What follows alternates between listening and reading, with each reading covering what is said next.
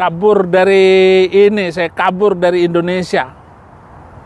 Kabur dari Indonesia karena bosan hidup di Indonesia.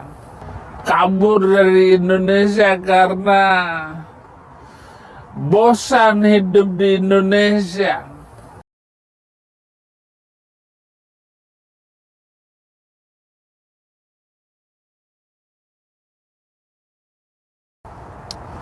Nggak ada yang bisa dikerjakan di sana, kecuali ribut saja.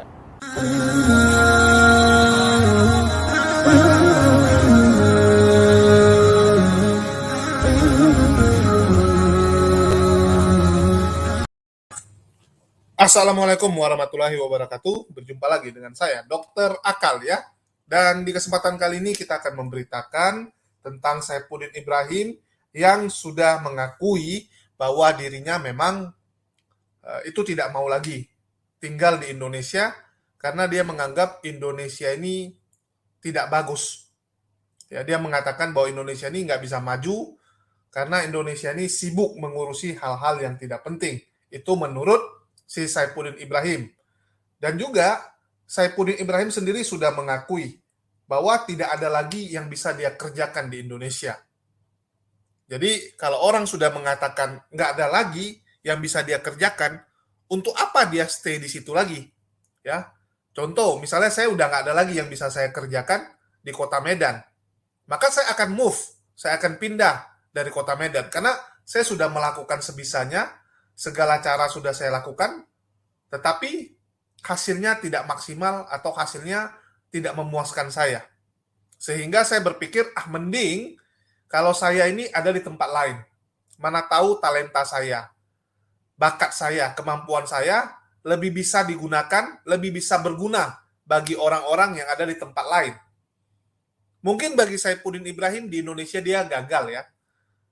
Jadi di Indonesia dia sudah mencoba melakukan segala cara untuk menaikkan yang namanya kekristenan. Dia sudah membuat murtadin odong-odong, dia sudah mengekspos ya orang-orang yang nggak jelas gitu, udah membantu KC, membantu orang-orang seperti KC juga. Bahkan ada seorang wanita ya, itu dia latih untuk menjadi agent, untuk nanti dimasukkan kepada kelompok Islam, yaitu si Widya itu ya, yang udah kita bongkar. Jadi segala cara kebusukan dia udah kita bongkar, udah kita expose, sehingga yang dia lakukan semua gagal, dan Saifuddin merasa udah nggak ada lagi yang bisa dia lakukan di Indonesia. Segala cara sudah dia lakukan, ternyata gagal, selalu gagal dan gagal terus. Jadi keputusan Saifuddin untuk move atau pindah ya, nggak mau lagi di Indonesia, ya saya nggak bisa salahkan gitu. Orang kalau udah merasa segala cara dia lakukan gagal-gagal terus, ya solusinya adalah dia harus mencoba suasana baru. Harus mencari lingkungan baru. Mana tahu kalau di lingkungan baru dia lebih bisa berkarya. Dia lebih bisa memaksimalkan potensi yang Allah berikan kepada dirinya. Kalau dalam kasus Saifuddin ini ya potensi dia adalah sebagai penghujat. Bakat dia, kemampuan dia adalah sebagai penghujat. Penghujat agama Islam. Kalau itu di Indonesia nggak mungkin bisa maksimal. Karena dia juga ini ya agak takut-takut juga dalam menghujat kalau di Indonesia. Tapi kalau sudah di luar negeri, ini kan bisa sembarangan. Hujatannya itu bisa lebih ekstrim gitu. Sehingga Saifuddin memutuskan ya tidak ada lagi yang bisa dia lakukan. Ini satu hal yang benar juga gitu ya. Mari kita saksikan dulu pernyataan Saifuddin ya berikut ini biar teman-teman yang mendengar langsung mengetahui bagaimana tanggapan Saifuddin, kenapa dia mau pindah, kenapa dia merasa di Indonesia ini nggak ada lagi yang bisa dia lakukan. Selamat menyaksikan. Kabur dari ini, saya kabur dari Indonesia. Kabur dari Indonesia karena bosan hidup di Indonesia. Nggak ada yang bisa dikerjakan di sana, kecuali ribut saja. Saya kasihan dengan pemimpin kita, presiden kita. Beliau sudah sangat luar biasa loh. Bahkan menolong minoritas juga. Walaupun beliau tidak berani untuk membela langsung Saifuddin Ibrahim yang menistakan agama. Oke, jadi jelas ya bahwa dari Saifuddin sendiri yang menyatakan nggak ada lagi yang bisa dia lakukan di Indonesia. Segala cara sudah dia lakukan untuk menaikkan kekristenan, tetapi selalu gagal mane, selalu gagal ya. Dia selalu ketemu sama Nandar, Bang Zuma, ketemu saya gitu, yang selalu mengcounter segala fitnahan yang dibuat oleh Saifuddin, sehingga semua kecurangan-kecurangan dia itu selalu berbuah kegagalan.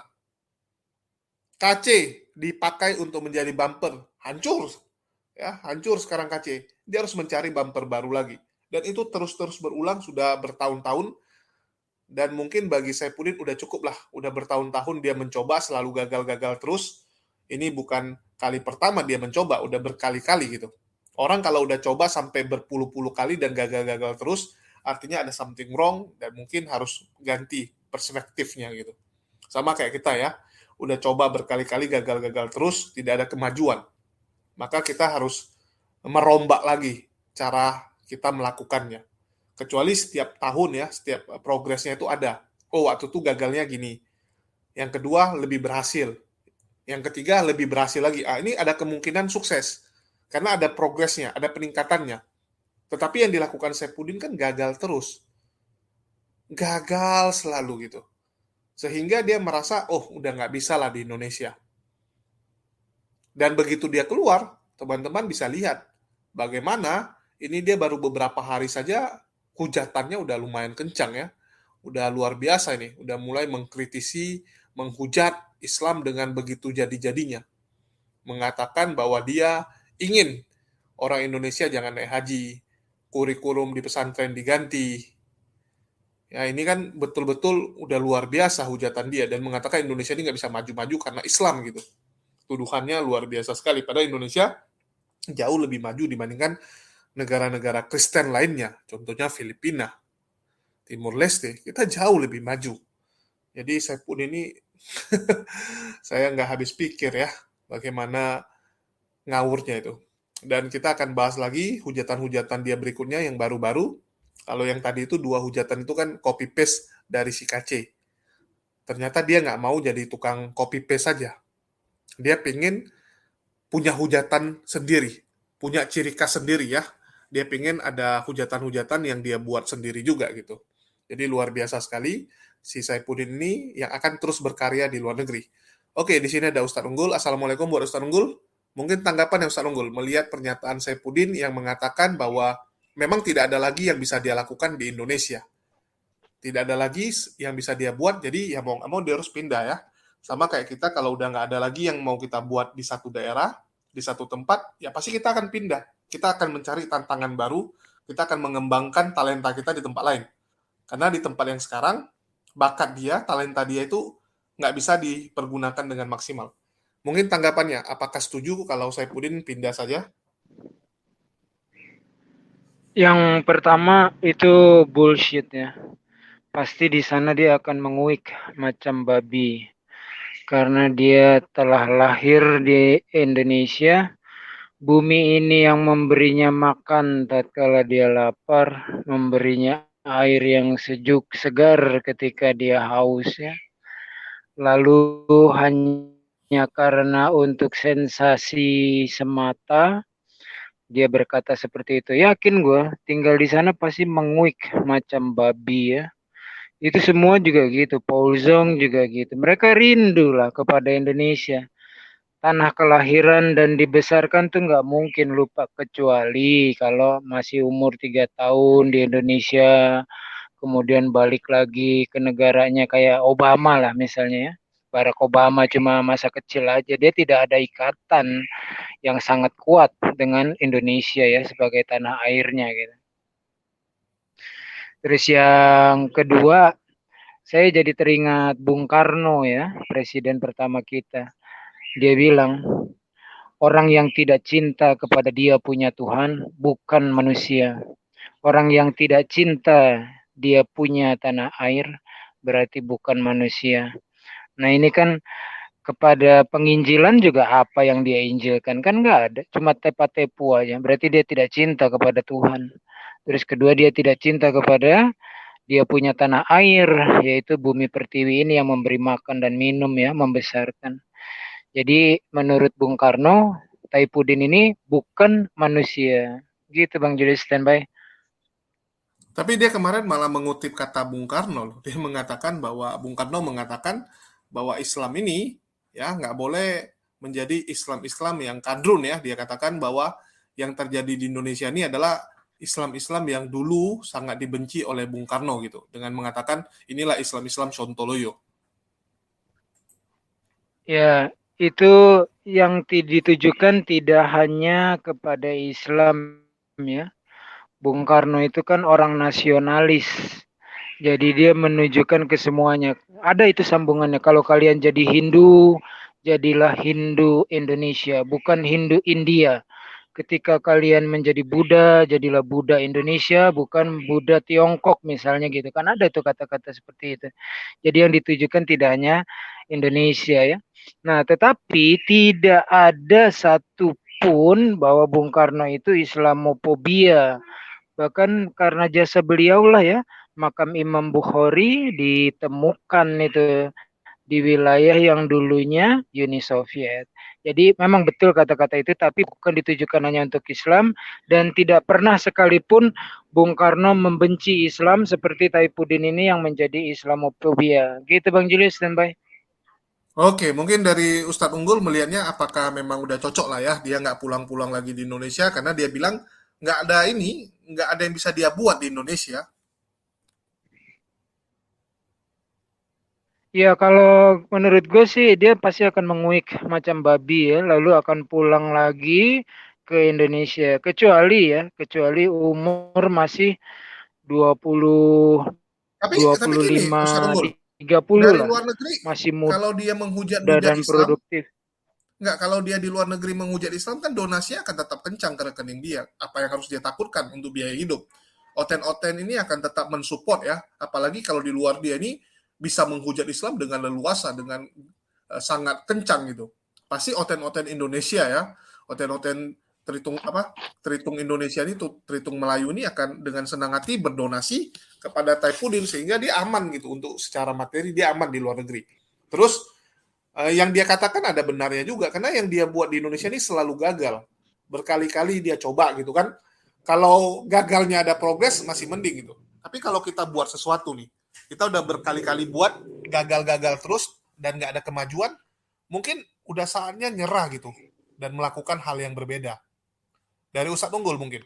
Kalau Ustadz Unggul nih melakukan tindakan ya Ya berulang-ulang berkali memang gagal gitu.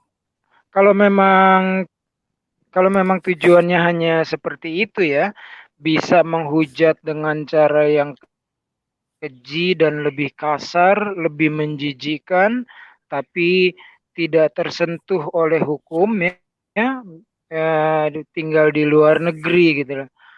Pada waktunya ya, kalau Babi Zong beda lah sama Taipudin ya. Babi Zong itu nggak ada ikatan tanah air ya. Anak juga kan nggak ada. Sementara Taipudin kan ada ya. Ada Anak-anak anak kita dia. tuh di situ. Saddam Habis Jong ada Hussein, anak, terus ada anak. siapa Gaddafi ya kan. Ada, oh ada juga di Indonesia. Enggak, anaknya di luar ikut dia pindah. Oke lah. Enggak, makanya kalau Taipudin kan anaknya tidak ikut ya. Agamanya Hmm. tetap Islam, tetap di Indonesia. Jadi dia hanya sementara lah. Mungkin dia, wah kalau gitu kita menghujat aja dari luar negeri supaya bebas, tidak tersentuh hukum itu.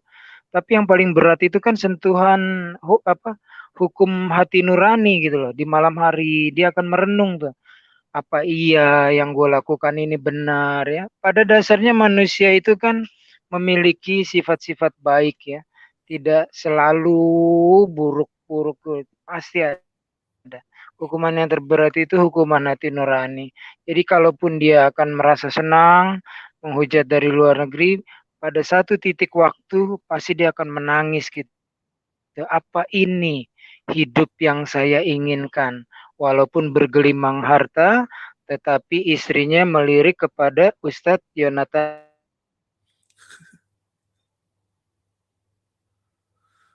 Halo, halo, Bang Ustadz Unggul hilang.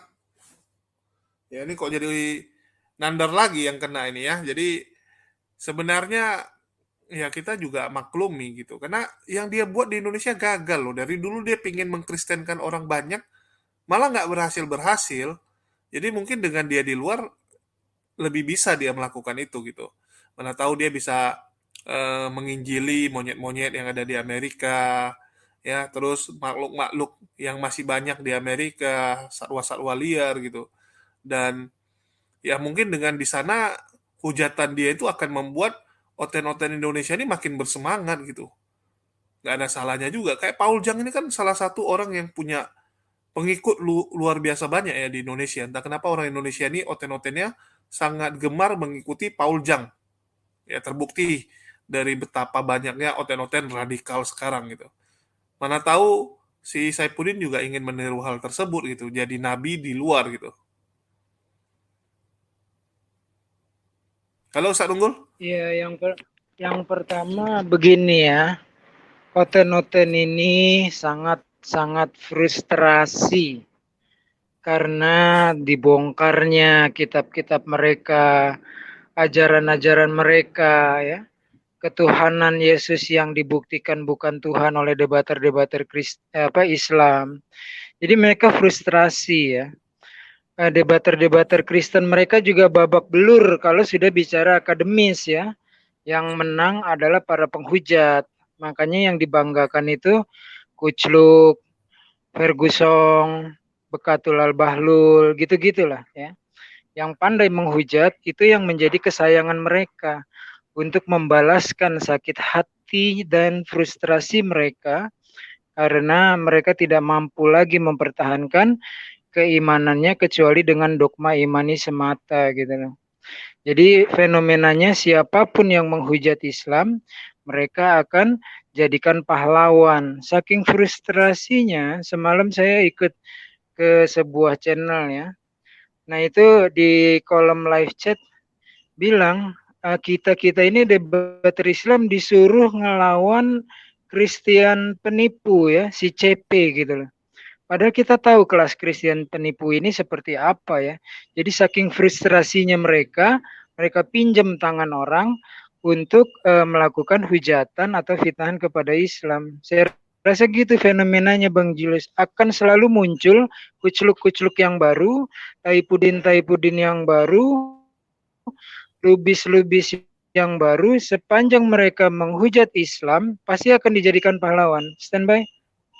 Oke, jadi sebenarnya kalaupun Taipudin menghilang dari Indonesia, artinya dia udah pindah ya, akan ada juga pengganti-pengganti dia gitu. Jadi tetap nggak tenang kita dong di Indonesia ini. Apakah memang tidak bisa ada kedamaian Betul. gitu di Indonesia? Tetapi kan begini, ketika mereka muncul satu, kita muncul 1000 ya. Gitu. Jadi nggak kita pun juga nggak akan pernah ada matinya. Kita ini kan tidak akan tinggal diam. Kayak dulu ya, Bang Julius. Apa kebayang menjadi pembela Islam dari hujatan dan fitnahan? Gue juga nggak kebayang kan. Tapi ketika situasi menuntut itu, siapapun kita gamparin kalau mereka hanya menghujat dan memfitnah. Standby. Oke ya, jadi ya kita doakan akan tetap bermunculan ya para pejuang-pejuang Islam yang siap selalu untuk membantai syubhat-syubhat yang dikeluarkan oleh para oten-oten paukers ini. Ya mungkin itu aja dari saya. Ya makasih buat teman-teman yang udah nyimak. Ya kalau memang Taipudin merasa nggak ada lagi yang bisa dia buat dan itu yang terbaik bagi dia untuk pindah ya, untuk move dari Indonesia, ya silakan. Kita hargai gitu ya. Mana tahu di sana bakat Anda lebih bisa dihargai, hujatan Anda lebih bisa diterima, dan di sana Anda leluasa menghujat Islam, sehingga oten-oten di Indonesia ini makin radikal. Nggak apa-apa gitu. Biarlah sejarah mencatat. Biarlah sejarah mencatat siapa diri Anda, dan anak cucu kita akan melihat apa yang sudah Anda tabur. Ya, jadi Saipudin, nggak masalah gitu. Semua itu akan berbalik pada diri Anda, karena segala yang kita lakukan akan tercatat, dan di saat penghakiman nanti siap-siaplah menerima balasan dari Allah. Karena di dunia ini kita nggak pernah berharap balasan yang adil ya, karena memang keadilan itu nggak bisa sempurna di dunia. Kita cuma mengharapkan mendekati keadilan. Tetapi kita yakin apapun yang Anda lakukan mungkin tidak akan dibalas di dunia, tapi di akhirat nanti Anda akan menerimanya. Kalaupun Anda bisa selamat di dunia ini ya, contoh Anda mau ditangkap, Anda melarikan diri, Anda selamat karena Anda di luar negeri gitu, sama kayak Paul Jang ya, merasa aman dari luar negeri untuk menghujat ya, saya lebih bisa mengembangkan bakat hujatan itu. Tetapi ingatlah, penghakiman tuh nanti di akhirat. Sama kayak Paul Jang gitu, kalaupun nggak ditangkap di dunia ini kami juga ya kami terima gitu. Karena umat Islam tuh nggak lebay kayak kalian gitu. Merasa, wah dijolimi lah, nggak adil gini. Nggak masalah gitu. Karena kita tahu di tempatnya di dunia itu nggak bisa adil. Tapi kami yakin, Paul Jang itu nanti akan menerima penghakiman di akhirat nanti. Begitu juga dengan Anda, Saifuddin. Kalau Anda merasa, hujatan di luar itu aman, ingatlah. Ya, Anda nggak bisa lari dari penghakiman di hari akhir nanti. Di dunia Anda bisa lari. Anda bisa sembunyi, Anda bisa masuk kemanapun gitu kan. Ya, Anda bisa mencari bunker atau apapun ya, nggak mau bertemu orang tinggal di hutan gitu. Bisa, tapi nanti saat akhirat nanti nggak bisa. Anda mau sembunyi dimanapun, Anda punya duit berapa banyak pun untuk menyogok. Tidak laku, Saifuddin. Maka, ya bertobatlah segera. Cobalah Anda renungkan di dalam hati nurani Anda, kira-kira yang Anda lakukan ini sudah benar atau belum. Ya. Kalau memang Anda merasa, nampaknya Anda salah, bertobatlah. Segera minta ampun kepada Allah Subhanahu wa taala, ya, bertobatlah secara sungguh-sungguh, bertobatlah secara nasuha. Itu aja yang bisa kita sampaikan. Semoga apa yang kita sampaikan ini bisa didengar dan diterima oleh Saifuddin Ibrahim dan segera bertobat.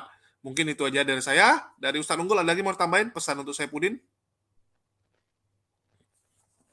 Iya betul sekali ya Bang Julius ya, bahwa akan ada pengadilan siapapun ya, apapun kita di dunia akan dimintai pertanggungjawabannya ya.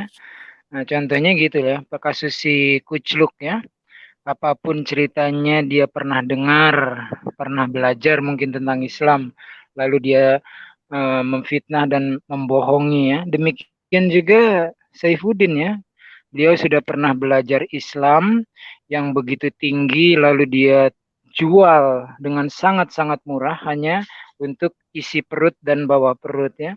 Itu akan menderita sekali ketika dia sudah loyo, tidak berdaya, apalagi sudah makin tua ya menjelang ajal gitu. Pasti akan tersiksa sekali tuh hati nuraninya ya.